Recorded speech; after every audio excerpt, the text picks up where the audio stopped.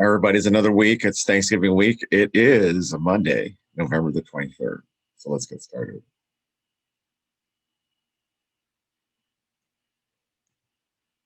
Okay, the forecast is the same. Rain, rain, rain. Oh, it's gonna be Thursday's gonna be nice. It's rain, rain. Oh, Thursday, Thanksgiving's gonna be nice. Yay. It's a one day. Okay, as you guys all know, COVID-19 is raging in the US because our president is doing nothing except for playing golf. So here's a story from ABC News. We begin tonight with the coronavirus surging across the country just days before Thanksgiving. Americans caught between two very powerful forces, the virus and the urge to be with family and friends. The CDC is warning that we risk fueling an even greater rise. Tonight, the numbers are already alarming, and the peak of this surge is nowhere in sight. Take a look. More than 12 million Americans have already tested positive, more than 1 million of them in the past 6 days. More than 256,000 lives have been lost, an average of 1,400 a day. Hospitalizations rising in all 50 states, a record 83,000 COVID patients in hospitals right now. The fear of overwhelming medical resources is rising, along with the urgent need to flatten the curve once again. Those rising numbers sparking the CDC's warning to celebrate Thanksgiving at home, yet AAA expects nearly 48 million Americans to travel by car. And on Friday, take a look at this. This was the scene at the airport in Phoenix. The TSA says they've screened 2 million passengers at the nation's airports in the past 2 days, the most since March, before the virus first took hold. But there is some good news on treatments tonight. The FDA issuing emergency use authorization for Regeneron, the antibody treatment that President Trump was given when he was hospitalized with COVID. And in the most encouraging news yet on the vaccine front, the nation's vaccine czar, Moncef Slaoui, saying the first Americans could get the vaccine as soon as December 11th, just 19 days away. But in the meantime, the virus could spread even more after the holiday. We have a lot to get to tonight, and we begin with ABC's Trevor Ault right here in New York City. Tonight, the rush of holiday travelers swarming airports ahead of Thanksgiving, ignoring CDC warnings it could further fuel an already raging pandemic. You know, you got to live your life at the end of the day. That's all it is. Though a dip in travel is expected from last year, nationwide, the TSA screening 2 million people over the weekend, some of the highest numbers since the start of the pandemic. Please seriously consider decisions that you make. You're lining up, not everybody's wearing masks. That puts yourself at risk. If you come back positive, then obviously I'm going to do the right thing and keep my family safe. But medical experts warn because of the virus's incubation period, even testing negative won't necessarily protect you or your family. A negative test does not give you a pass. In 2 or 3 days, I might turn positive and I will start being infectious and spreading it even before I have symptoms. And across America tonight, grim headlines as the virus tightens its grip yet again. In the past week, well over 1.1 million cases and 10,000 Americans killed, the equivalent of a person dying from coronavirus every minute. It's like a bad dream. Houston mother Irma Garcia just retired from NASA, only to fall victim to the virus months later. Every morning I wake up and I want to call her, and I just feel like, why did it happen to us? She was very strong. She didn't have any underlying issues. Tonight, a record 83,000 COVID patients are in the hospital nationwide, the numbers rising in every single state. This is faster, it's broader, and what worries me, it could be longer. And with 15 states hitting new record highs for hospitalization Saturday alone, more than 1 in 5 hospitals say they're expecting critical staffing shortages this week. The hospitals can create new beds, they just won't have the people to staff them. Newark, New Jersey, locking down their city the day before Thanksgiving. It would be irresponsible, criminal even, for me to know what happened in the past, watch this thing create itself again, and stand by and do nothing.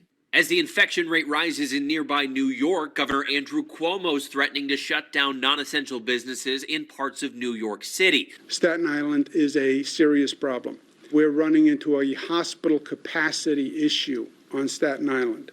And as California's average daily case numbers have tripled over the last month, Los Angeles is banning indoor and outdoor dining at restaurants, and a nearly statewide curfew is sparking protests in several cities. Freedom! But America's frontline workers say they're already exhausted and fearful of what's to come. We definitely do not want to see Thanksgiving family get-togethers be Christmas family funerals. Iowa nurse Nick Klein pleading for people to consider the consequences of their choices. I had a really tough day yesterday and lost a younger patient, and so it just kind of hit me a little bit thinking about it. And we feel for that nurse and all the nurses out there. Trevor Ault joins us now from New York. And Trevor, authorities here in New York are cracking down, trying to break up illegal gatherings, but they can't keep up with all of them? Yeah, Tom, the NYPD says early this morning they broke up an illegal club here in Manhattan packed with more than 120 people. But there are reports that earlier in the month, a wedding was held in Brooklyn with 7,000 guests. Governor Andrew Cuomo says if that happened, it's a blatant disregard of the law, and he wants a robust investigation. Tom? An ongoing battle we've seen throughout this pandemic. All right, Trevor, thank you. A very sobering report.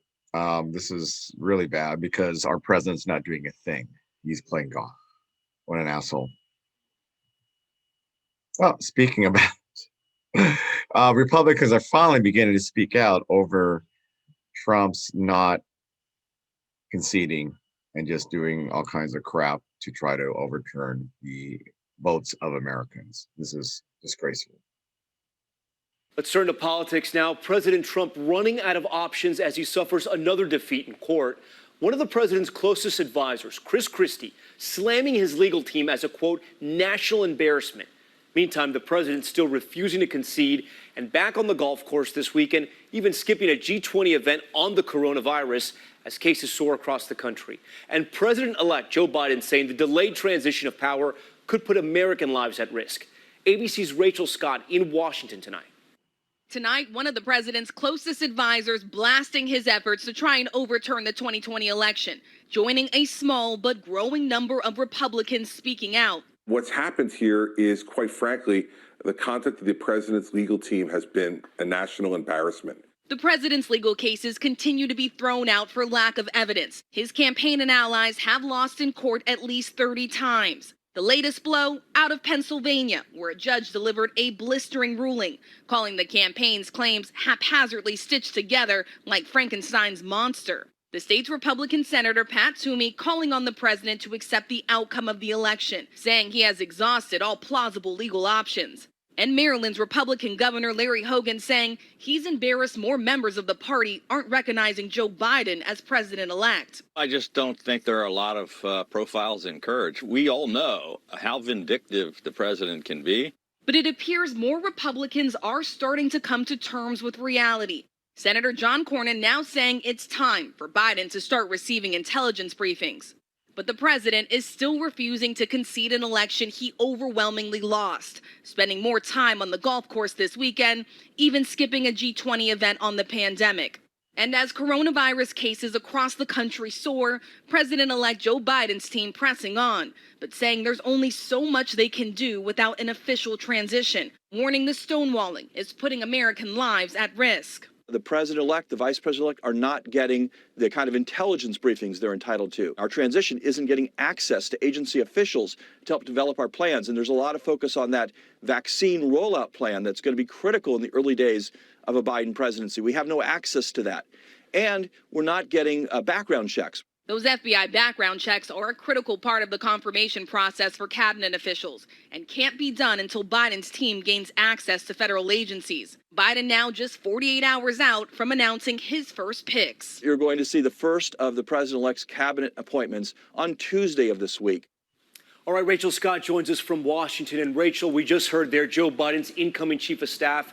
They are saying they need access to these federal agencies, but still the president and his legal team are pressing forward, trying to overturn the election. Tom, the president's legal team is already trying to appeal that decision out of Pennsylvania and in Georgia, where election workers have already tallied every single vote by hand. The Trump campaign is now demanding a recount. But Tom, none of these new efforts change the fact that they have yet to present any credible evidence to back up their claims, and federal and state officials have insisted that this election was safe and secure, Tom. Rachel Scott for us. Rachel, thank you. Oh, what an asshole. We just need him to leave office ASAP. I buy that COVID-19 was a factor in poll underestimating GOP. Nate Silver, my favorite pollster. So let's see what Nate Silver says about how actually it wasn't as inaccurate as it was, but definitely they got a lot of the Senate races incorrect. So we have Trump with a 10% shot and Biden with a 90% shot. So 10% things happen fairly often.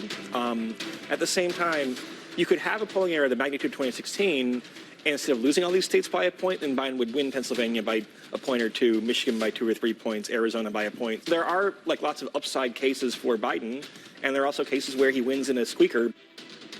There you see Nate Silver just before Election Day, and that polling error possibility he raised did pop up again this year.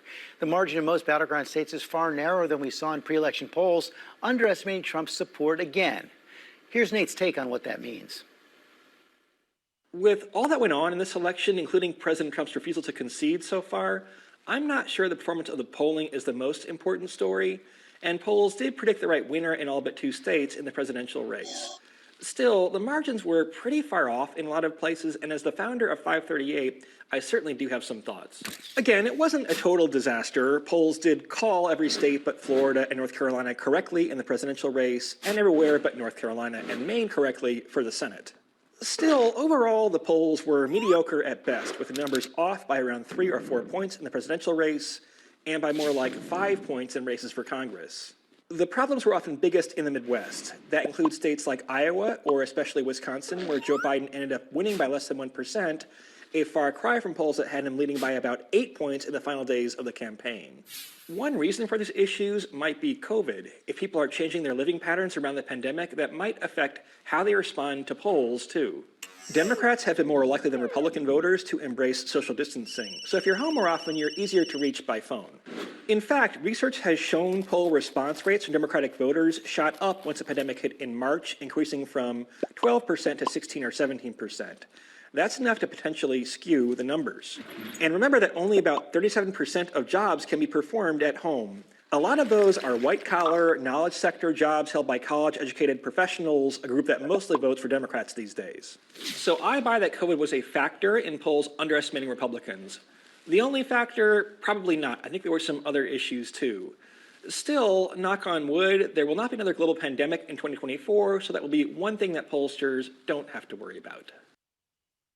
That was a good explanation from Nate Silver.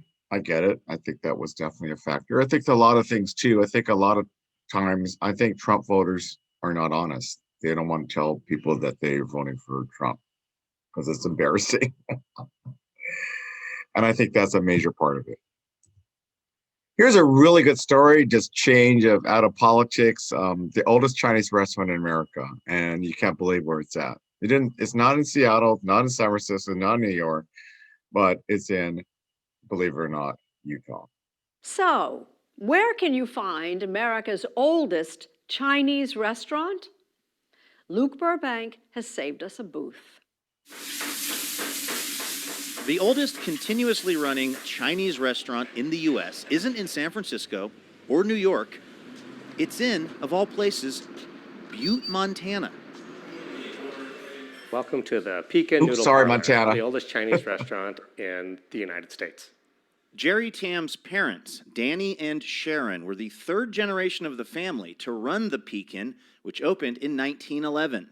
This was a traditional mom and pop restaurant where my mom used to work here, my dad worked here. I have 4 older sisters that all worked here. My first job was washing dishes, and I'm still washing dishes today. Walking around the Pekin Noodle Parlor can feel like walking back in time.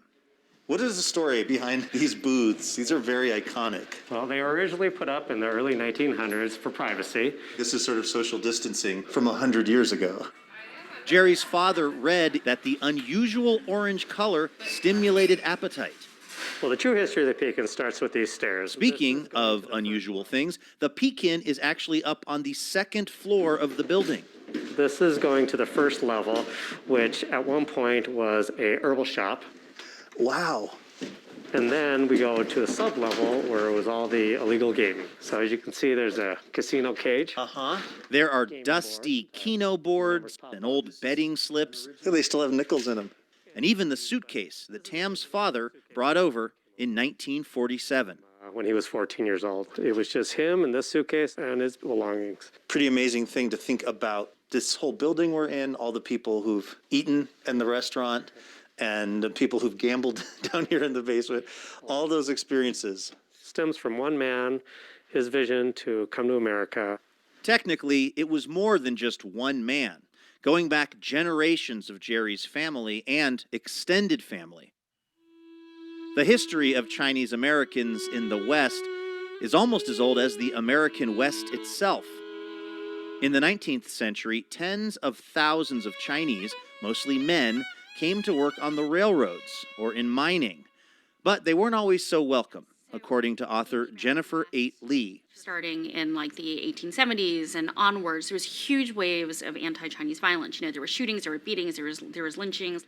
The hatred culminated in the Chinese Exclusion Act of 1882. It was the first time actually in American history that the concept of illegal immigration was introduced. One of the ways Chinese immigrants got around the law was the so-called lo mein loophole, which allowed restaurant workers into the country. From 1910 to 1930, the number of Chinese restaurants quadrupled. Today, there are more Chinese restaurants than McDonald's. To cater to local tastes, Chinese restaurants in America created a cuisine quite distinct from the food in China. For instance, chop suey. The word chop suey in Mandarin is da sui, which means basically odds and ends. So we actually thought, as the United States for a long time, that like chop suey was like the national dish of China. Like, you know, this is what like, you know, emperors ate.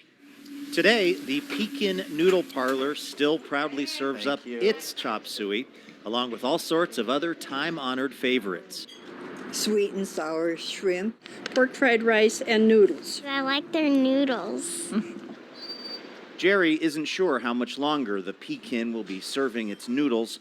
Like everyone, they've been hit hard by the pandemic. But one thing is clear. His family's place in American history is here to stay. We've been through the Spanish flu, we've been through 2 world wars. So I guess people in Butte, they love my father, they love the restaurant, and they would never want to see anything happen to it.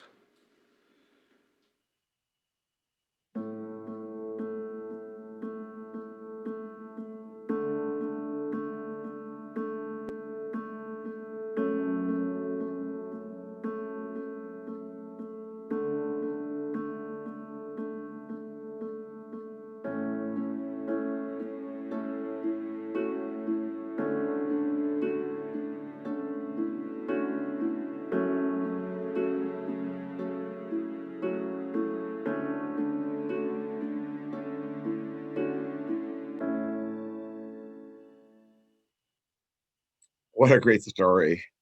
I would love my dad to see that story. Hopefully I did forward that to my stepmom, Amy. Hopefully she provided him with the clip.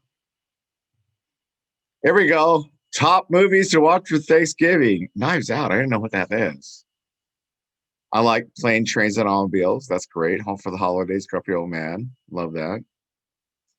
Favorite family-friendly holiday movies, Home Alone. Got it. Home Alone 2. I don't know about that. Christmas Story, National Lampoon's Christmas Vacation. It's a Wonderful Life. I love that. Those are great.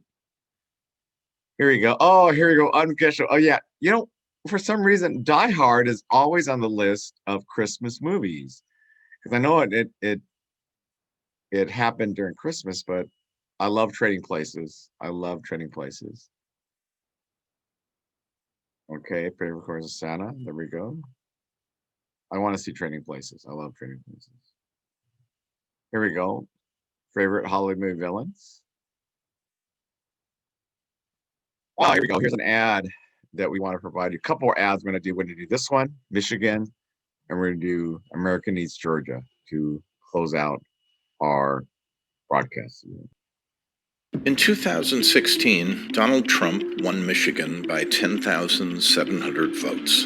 It was the closest race in Michigan presidential history. As prescribed in the Constitution, the Michigan presidential electors voted to give the state's electoral votes to Donald Trump. In 2020, Joe Biden won Michigan by 153,000 votes. It was not a close race. But now Donald Trump is attempting to steal the election by demanding that Michigan presidential electors vote for him. It's illegal and un-American. Trump has summoned Republican Senate Majority Leader Mike Shirkey and House Speaker Lee Chatfield to meet at the White House. His goal? Demand the Michigan legislature throw out the election results and appoint presidential electors loyal to Donald Trump. Tens of thousands of Michiganders have died defending the democracy that Donald Trump now tries to overthrow. Nothing like this has happened in American history. The Republican Party of Michigan must decide if it is loyal to America and our Constitution or to Donald Trump. All America is watching. The world is watching. What will Senate Majority Leader Mike Shirkey and House Speaker Lee Chatfield do? Will they go down in history as good citizens who did their duty or traitors who attempted a failed coup? Donald Trump or America? Voters chose America. Now Michigan Republicans must do the same. The Lincoln Project is responsible for the content of this advertising.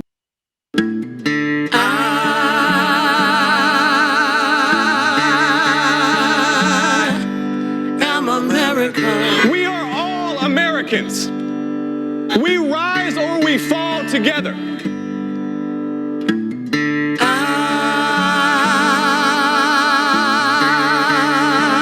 This is a critical moment in the history of our country.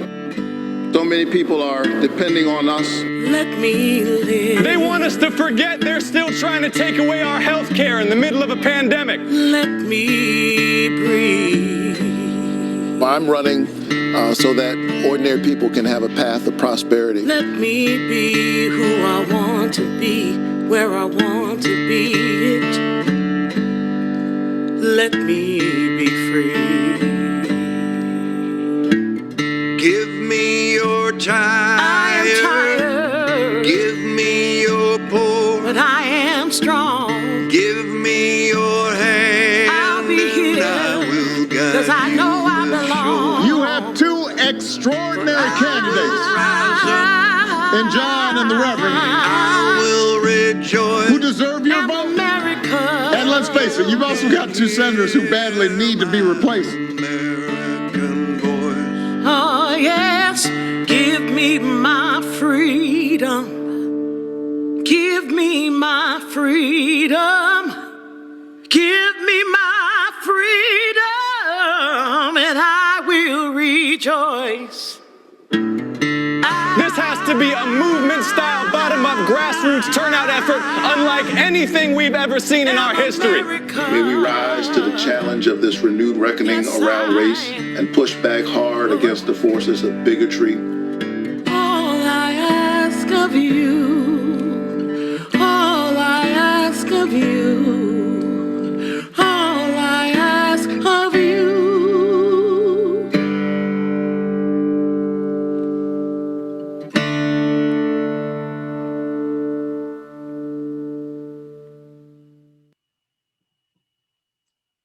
Wow. That was amazing. I love. I'm going to do everything I can virtually from Seattle to help those candidates. I will donate a little money, but I'll do some texting, etc., through the Democratic National Campaign. We gotta win the Senate. We have to win. Joe Biden needs those two seats in order for him to get a majority, a slim majority in the Senate in order to do things. So those two races are critical. And the runoff elections for the two Senate candidate races is on January 5th. So have a great day, guys. Take care.